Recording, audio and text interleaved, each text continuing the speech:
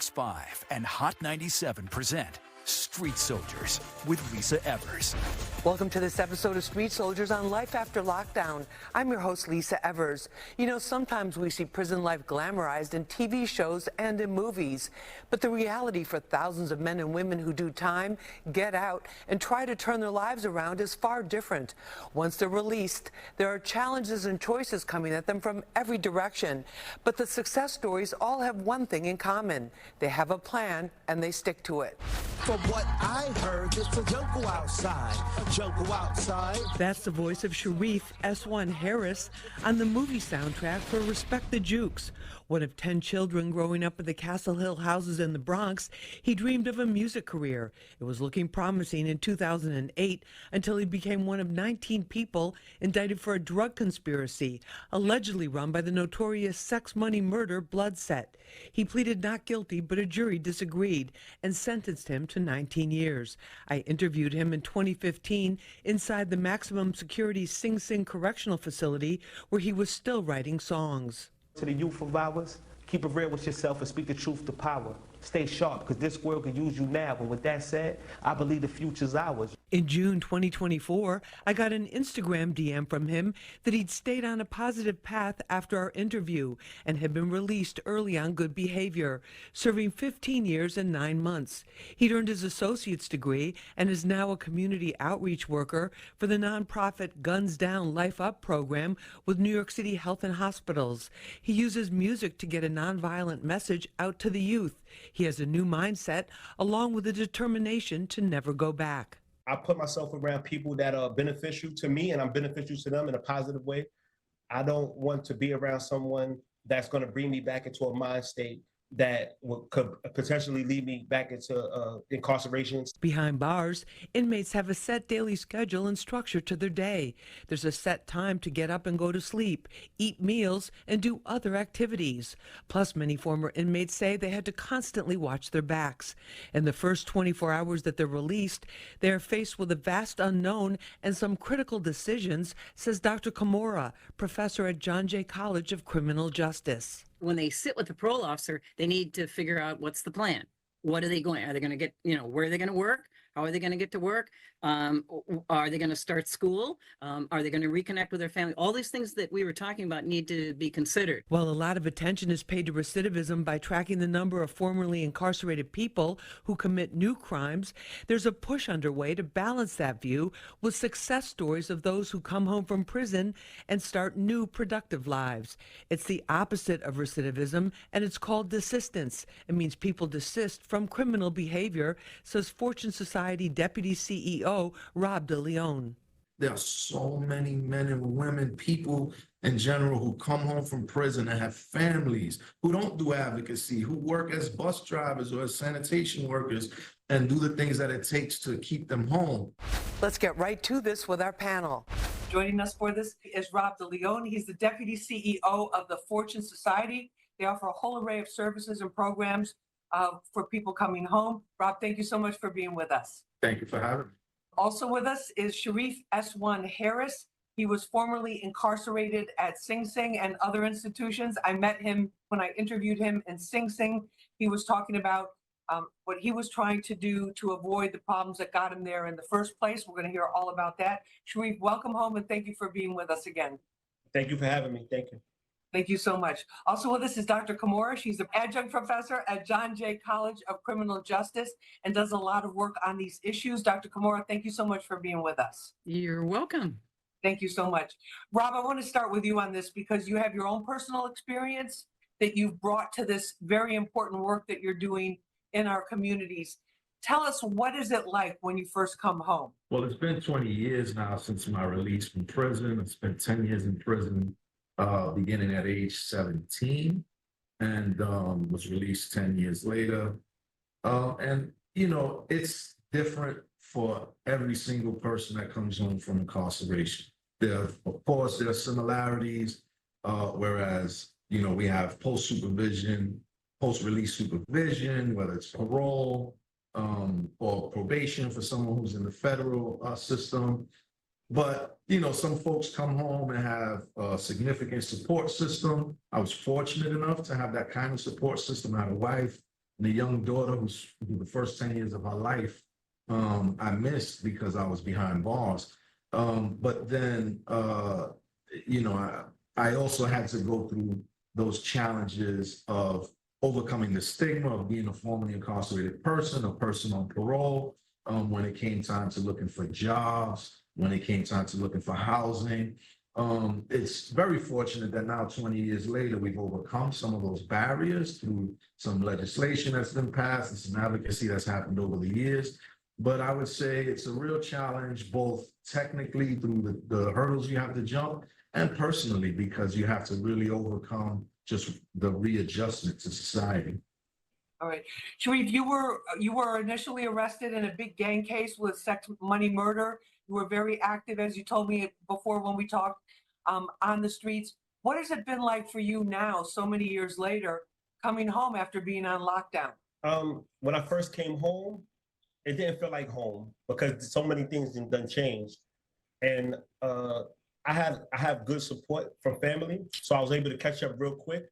But now it feels like home, and it's been a waiting game because I expected everything to be laid out for me, and it wasn't like that. Like as far as even getting the ID, you know, it was hard to get ID, and then just basic living situations and reporting to parole. So every day is a challenge, but it gets better. Dr. Kimura, in terms of somebody coming out and coming home, what are some of the challenges that you've seen over the years in your work in the community and with individuals, men and women, in this circumstance? I've seen all kinds of issues that these folks have to deal with.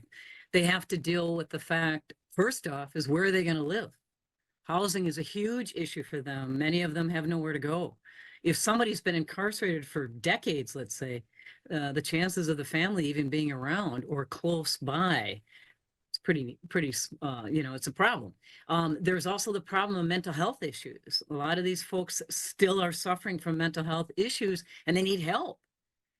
They need drug treatment programs a lot of times too, and they're either available or not. They need education so that they can further their lives. They also need employment. So all of this, Lisa, comes at them at the same time. We'll be right back after this. I have a surprise for you. I don't know if it's time to reveal it now, but I want to show you something. All right, show us.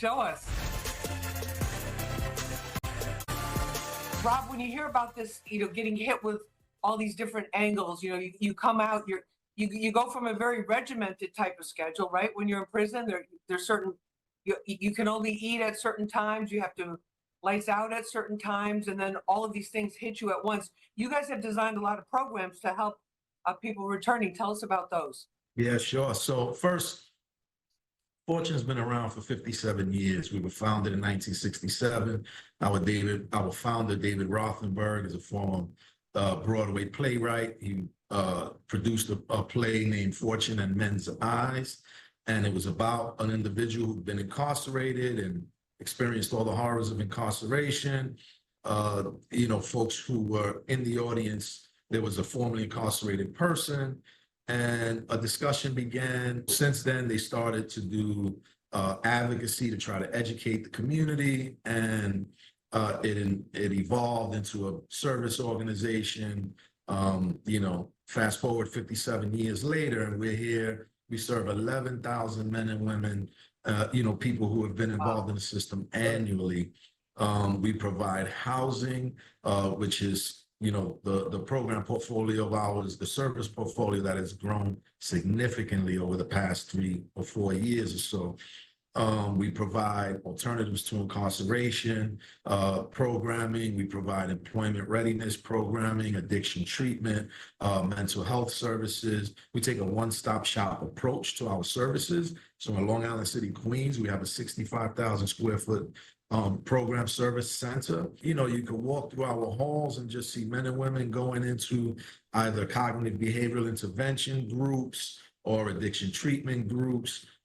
You know, and we serve 3 meals a day at all of our locations. Dr. Kimura, we've seen stories, and I've done stories on these too.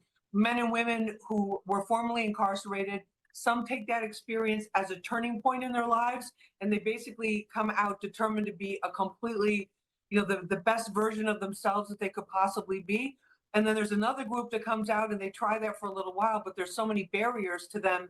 You know, if they're in a location or they're unable to access services or support or don't have that support. And then the other group that comes right out and they're just right back out there doing whatever they do that got them locked up in the first place. Do you see any sorts of traits or are there any commonalities between the people who are the success stories and the ones who are not, go back to the old ways? Sure. So here's the distinction, for example, Lisa, between Rob and Sharif and everybody else, basically. So I sense just from the time that they've been speaking that these gentlemen are mastering or on the path to mastering, understanding what logical reasoning is. They are not as impulsive as they used to be. They're also a little bit older now because we find that most people who commit crimes and go right back in are between the ages of 18 and 25. And as people age, that changes. People tend to slow down in terms of certain things, and they start saying, wait a minute, I don't want to be locked up anymore. So these gentlemen are on the path of what we would call moral recognition. And there's actually a cognitive skills training program intervention that I used when I worked at Rikers for 4 years, called MRT. And in it, people learn who have been incarcerated how to think more logically, how to think sensibly, how to think before they act, how to not be impulsive. If people can question their own reasoning about something, that's really good. People who go right back in, don't do that. Sharif, what you want to comment on that? I want to ask you too about the family support. How important are these factors, especially the family factor?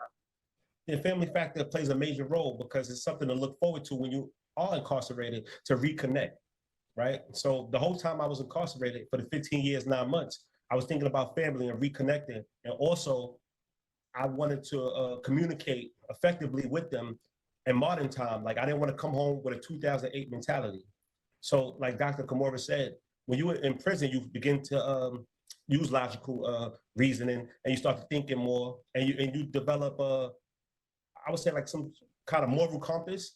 And you start thinking about redemption. You know, you want to make it yourself better. You want to grow, and that's what I've been doing. And my family are a big part of that. And having that connection is what allowed me to stay level-headed and didn't go crazy while I was in prison because there was so much drama and stuff going on that I could have easily lost it and slipped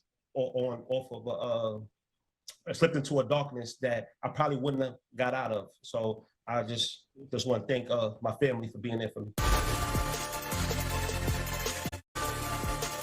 But what about, one of your programs that you have in the Fortune Society deals with substance abuse.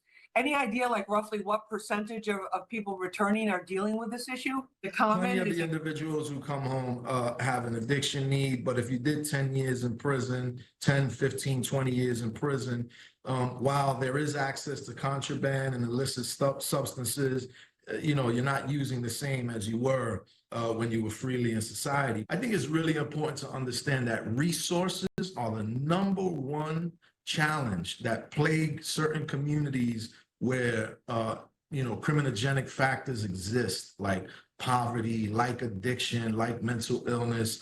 And in our country, it's just an actual fact that this exists primarily in brown and Black communities. And so it's really incumbent upon us as a society to make an investment in individuals coming home in reentry, because not just because it's the right thing to do and it's some real heartfelt stuff, but because that is an ingredient, that is an actual recipe for safer societies. Dr. Kimura, how important is the ability for people who are behind bars to get an education or to further their education or get their GED or get a job skill that they can actually use on the outside? How important are those to reducing recidivism? Education is paramount to success for them. And the reason for that is because the more educated anybody is, the more they see options in life, good options. And that's really imperative. There has been funding cut in the past. It's starting slowly to come back in. And what's interesting about it and ironic about it, I guess I could say, the First Step Act, which was put into place in 2019, was actually initiated by former President Trump. And his idea is that if we have people that are educated, then they'll be more productive in society. So, but it is paramount that people get educated, that they get their GED if they don't have it, that they get a bachelor's degree or even higher, that they get skilled work. And if I could add, just to back up for just a minute, if I may, Lisa, you were asking about the number of people that are locked up for drug offenses. 1 in 5 people in this country are locked up for drug offenses. And that's another whole area where education can take place. If people were educated about addiction, we wouldn't have nearly as many people incarcerated. Since the last time I spoke to you, I received an education, and the Hudson Link is a great program. It's privately funded. And right. what we're seeing is a lot of privately funded organizations are coming into the prison and spending their own money to help educate us. And I wanted to highlight that because a lot of us built a brotherhood from that organization, and we speak to each other about bettering the community still to this day as we're on the street. So it started in Sing Sing at Hudson Link, and we still carrying that to the streets. So Sharie, tell us what you're doing now, because you're involved in a couple of things now. Give us an idea.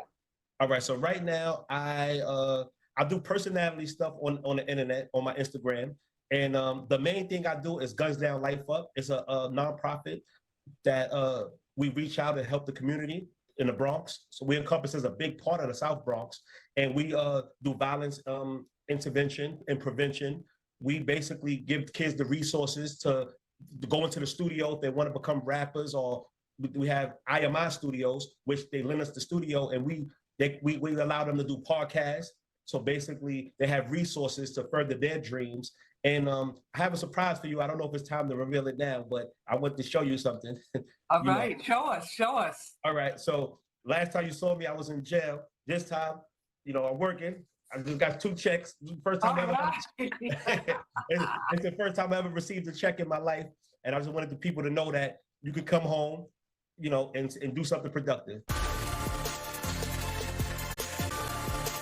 Robert, in terms of the success stories, do you see similarities in the personalities of the people that succeed? There are certain factors, like individuals were able to, get a job, individuals were able to keep a job, etc. There's something that I would want to highlight, and that is a lot of the time we measure how we're doing in terms of incarceration, carceral factors, and all of those things by recidivism, which we all are familiar with, how many people go back to prison. The one thing that we don't measure, and at the Fortune Society, we're doing a research study on, is desistance. It's the opposite of recidivism. It's when people desist from, criminal behaviors. There are so many men and women, people in general, who come home from prison and have families, who don't do advocacy, who work as bus drivers or as sanitation workers and do the things that it takes to keep them home. The narrative that's out there, of course, is a negative one, but there is a positive other side to that coin, which is there are so many men and women who've been incarcerated, who are home, holding down jobs and families and doing the right thing. Dr. Kamara, what is desistance? It's an aspect of recidivism. And actually what desistance is the process of people ceasing engagement in criminal activity. So what would cause that? One of the biggest factors is something I mentioned a bit earlier, and that is that people get the idea, listen, I'm really tired of going to prison and jail. I'm sick of this, but I don't know what to do. I don't know how to stop it, so I need some help. But desistance is an important aspect of recidivism because it's we can lessen recidivism by being involved in this mindset of desistance. What about your sense of community, Sharie? Do you feel like the community has changed a lot? Yes, the community has changed a lot because I think people are putting more emphasis on the resources that need to be put inside the community. Like we can do better, and we're always gonna need more, right? But I feel like people actually care, and it's not just the people that lives in the community. You have basketball players, entertainers, you have corporate people that are actually knowing and seeing that our community is worth investing in, So that's a big part of it. And a lot of us, we turn our circumstances around, We basically are just focusing on making our community better, the kids and everything, more than when I was growing up, And it's important. Thanks for joining us for this episode of Street Soldiers on Life After Lockdown. You can watch it again and share it on our Fox 5 NY YouTube page and the Fox Local app. Remember, use your mind as your best weapon. I'm Lisa Evers. Let's push for peace, love, and justice for all.